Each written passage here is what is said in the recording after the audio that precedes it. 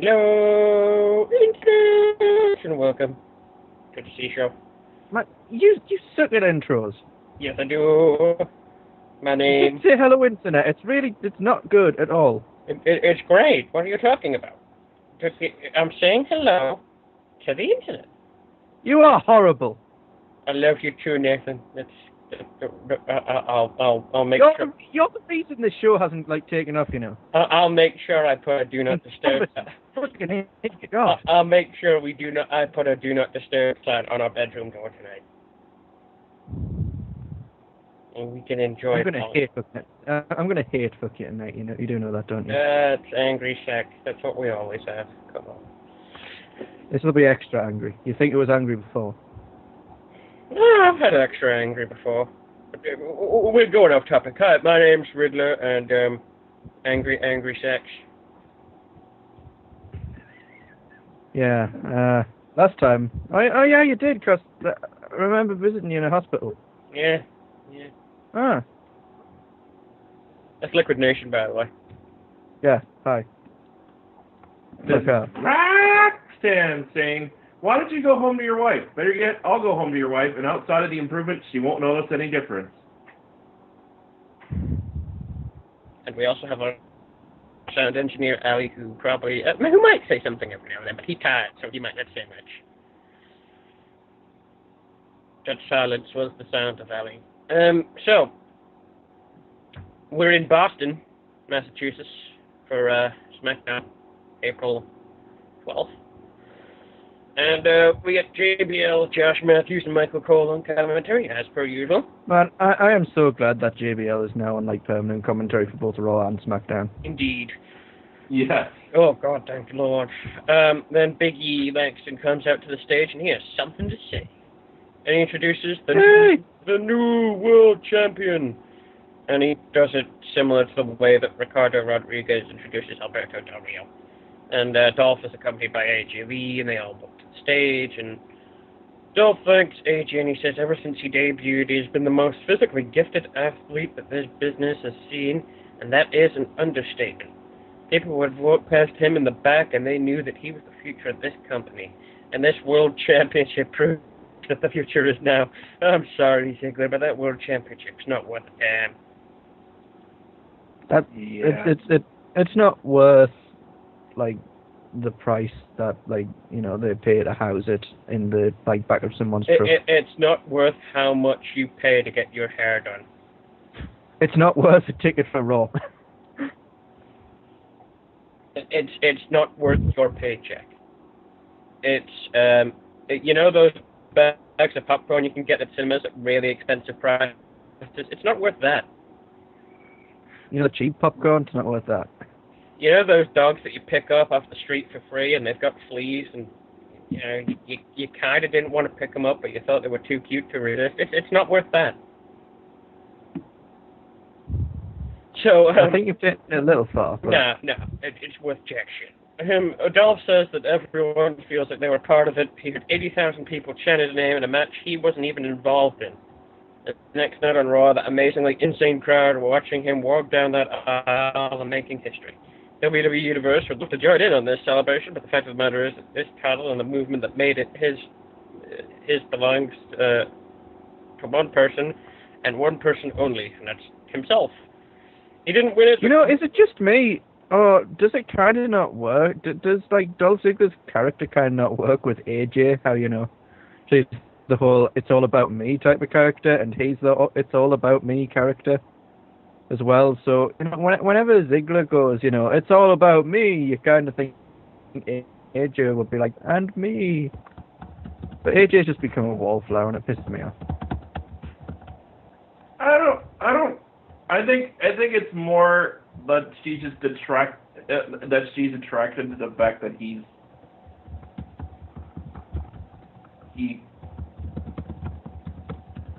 something about that character, I guess, attracts her. I don't know. I don't know. I don't know. I'm just kind of glad that AJ isn't let's go around and make out with every guy on the roster character that she was last year. that was interesting to see, AJ make out with practically every dude that she came across. Well, yeah, but look, at least there was focus on her then. There's like no focus on her now. I know, which is sad. I mean, I still focus on her, but that's another story. But you're not the only one that still focuses on her. I know. I wish you'd stop screaming out AJ's name while we were in bed together, Nathan. It really puts me off. You do too. What? I'm just a bit worried why you want AJ to have a dick and be ploughing your ass. We're into weird, really weird territory here. I got a girlfriend, dude. Come on. Why do you keep coming? You know you like your back door covered. Well, I can't help it. I heard, once I heard that a man's G-spot was in his ass. I knew that the nearest guy to me that I had to call was you. So, anyway. Well, for me, it's because I want another pocket, but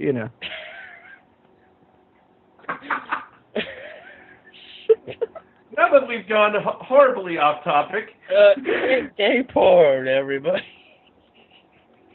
Well, out of all the 5 fans that are watching us, one of them is probably writing a fan fiction about us too right now, and it's probably Rob. Hi, Rob. Thank you, Rob. How you doing, buddy? How's the Bitter Smoke Brigade doing for you? He did not win this title because of the fans. He won it in spite of the fans. All of his life, people have been riding his coattails. No, he won it in spite of the backstage. Yeah, he won it in spite of the backstage. All of his life, people have been riding his coattails because his girlfriend is hotter or his teeth are whiter or he is just better than you. No matter what, you will never be. And then Schwager's music plays and he comes to the stage with Zeb Coulter. Oh, Schwager's music plays, does it? What was with... What? You said Schwager, you didn't say Swagger. I said Schwager. Yes, you said Schwager. Schwager. Jack Schwager, ladies and gentlemen. Jack Schwager. Sean Connery. Jack Schwager. That's what I'm going to call it from now on. You know that, right? Jack Schwager. Jack Schwager. Dolph says that this is his scheduled time, and he wonders why Jack Schwager and Zeb are out here. Zeb introduces himself to Dolph, and he congratulates Dolph on his success on behalf of all Americans. He is proud that Dolph is from Cleveland, Ohio, and lives in Hollywood, Florida. Zeb says that everyone knows who to thank for Dolph's win on Monday, and it's Jack Schwager. And Dolph says that this is his celebration. He tells Jack Schwager that he had his shot at the start of the WrestleMania. Jack Schwager used to go to the back of the line. Well, I can tell this is going to be a long review already.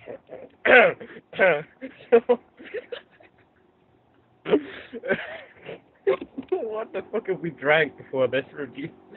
Jack Schwager. I don't know, I don't even drink, it's terrible. Jack Schwager goes to the ring steps and backs down the steps. Zeb says that it's only appropriate for Dolph to give Jack Schwager what he wants and what he deserves. I'm probably driving away every person watching this. I shouldn't have mentioned it. I'm probably driving away every person that's watching this video right now. He says that that is a title match. Dolph tells him. And you wonder why I say you're horrible. Dolph tells him to stop the music. As he was saying, you can go back home tonight and load that DVR and play it back as many times as you want to try to be Dolph. But, and then Alberto Del Rio's music plays and he comes out to the stage and he's limping. Dolph says that it's enough. And he asks if Alberto is out here to steal the spotlight. Alberto looks bummed because he lost the world title on Monday. And maybe Alberto is here to complain and he wants his rematch. Dolph says that he will give Alberto his rematch right now. Alberto tells him to calm down. He's not out here to complain. He congratulates Dolph and says that he knows what it feels like to cash in because he did it with the WWE title. When his ankle heals and he gets his rematch, it'll be Dolph who'll be complaining and crying. And he tells Dolph, hasta la vista, baby. And, Dolph... I did like that. Seriously, Alberto?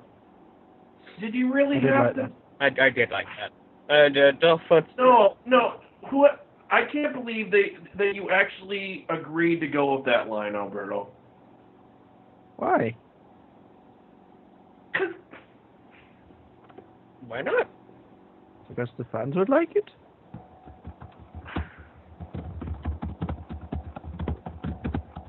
Because it's such a cliche, tired line. It's cliche And across regardless of the fact that he's Mexican or whatever, it's still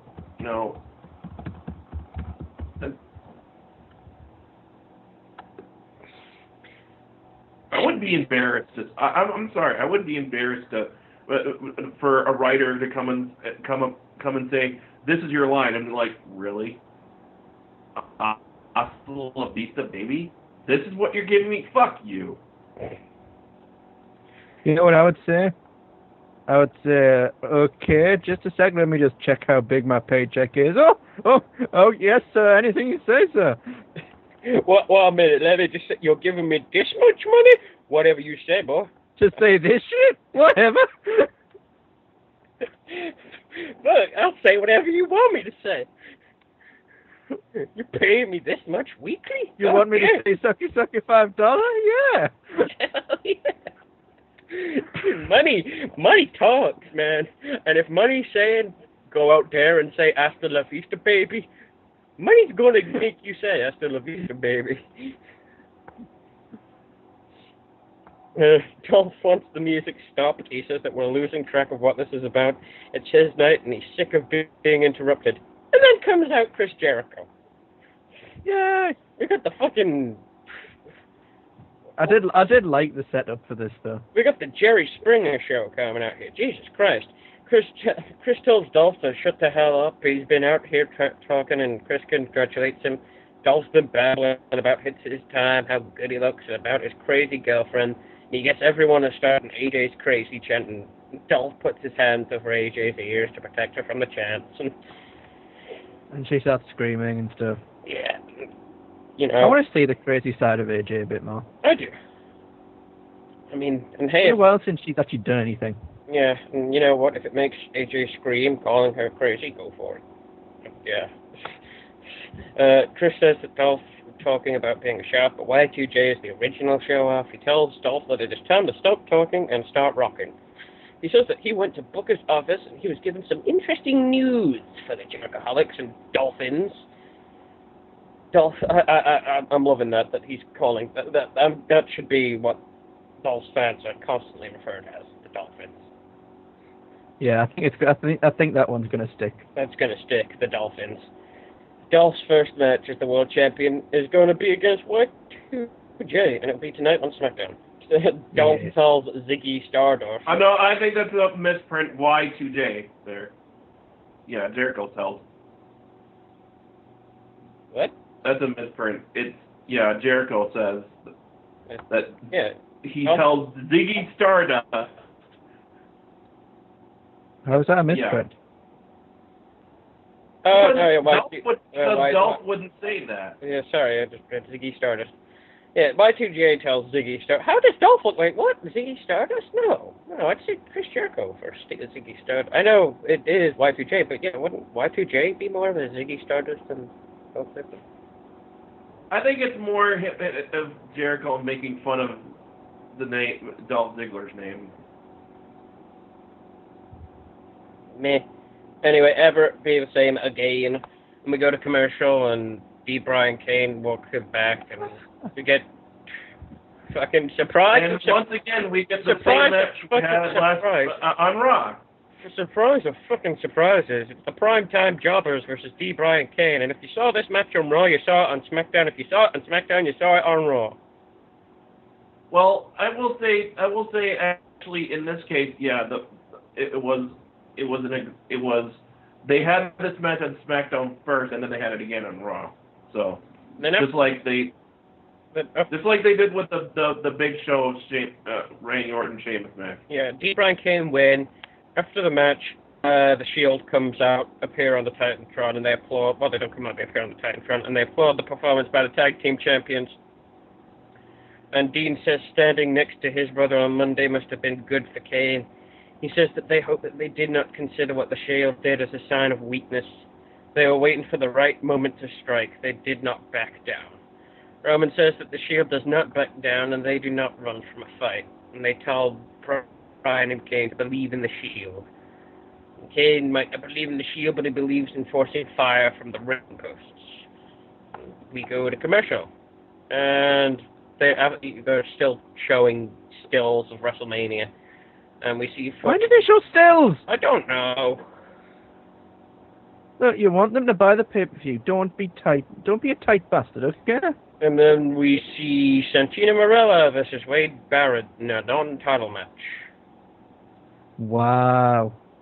This was a 5-star fucking match right here. Oh, dude.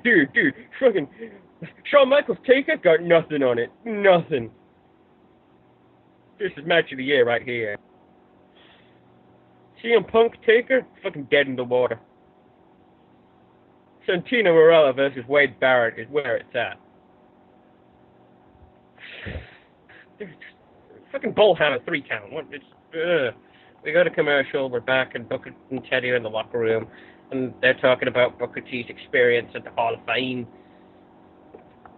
And Sheamus enters the room, and Booker asks him how he's doing. And Sheamus wants to know why Booker overruled his match against the Big Show on Monday night, and Booker says that he was trying, and before Booker could finish, wants to know why he was forced to be in a match against Randy Orton to see who faces Big Show.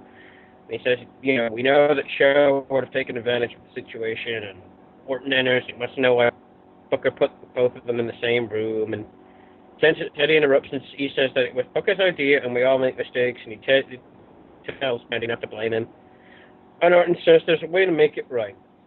Booker says that he will make it right, and he puts him in a handicap match against Big Show. The same match we saw on Raw. Then we get the Divas match, which I did not see. This is going to be a quick review right here, I can tell. Roxanne, did you watch this one? I missed a good portion, of SmackDown, so I missed this.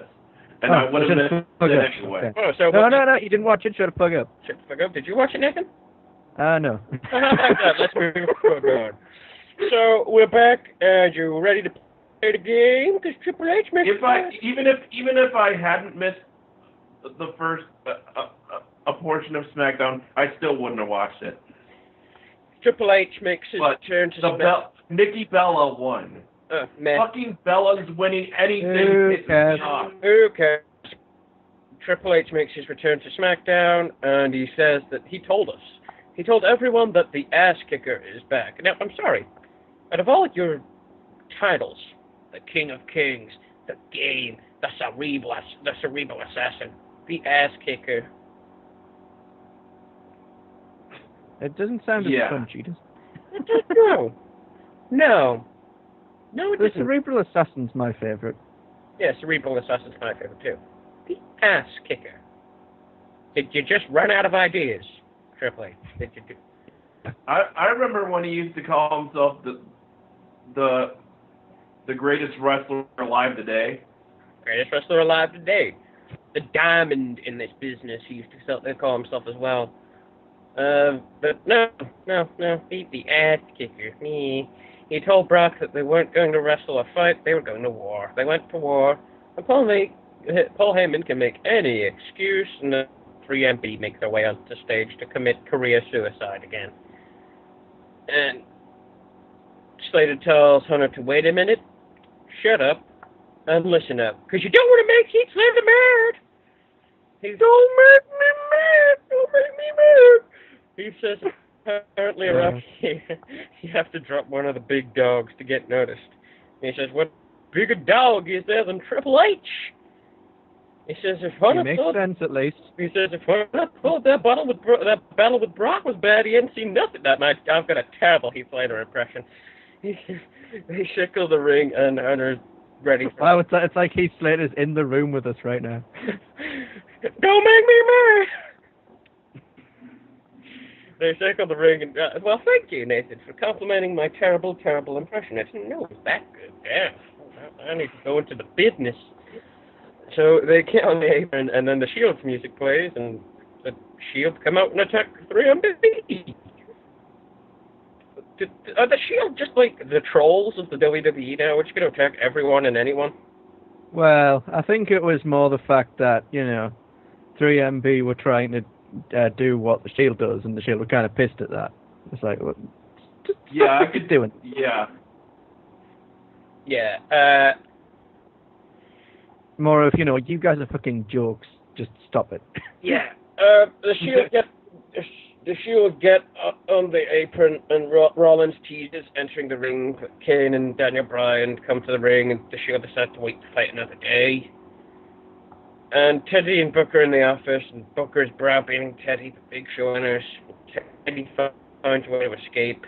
Big Show wants to know why he's in a handicap match. Booker tells him it is because Big Show stuck his nose in business that did not pertain to him on Monday night. And the show says this is typical of Booker's bias towards him. He says that maybe he walked out of this arena since he has an ironclad contract.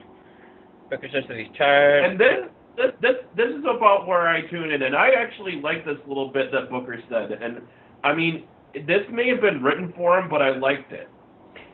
Yeah, he says that he's tired of hearing about shows on ironclad contract and threats. He tells the show to try to walk out because they can deal with it in court. Yeah.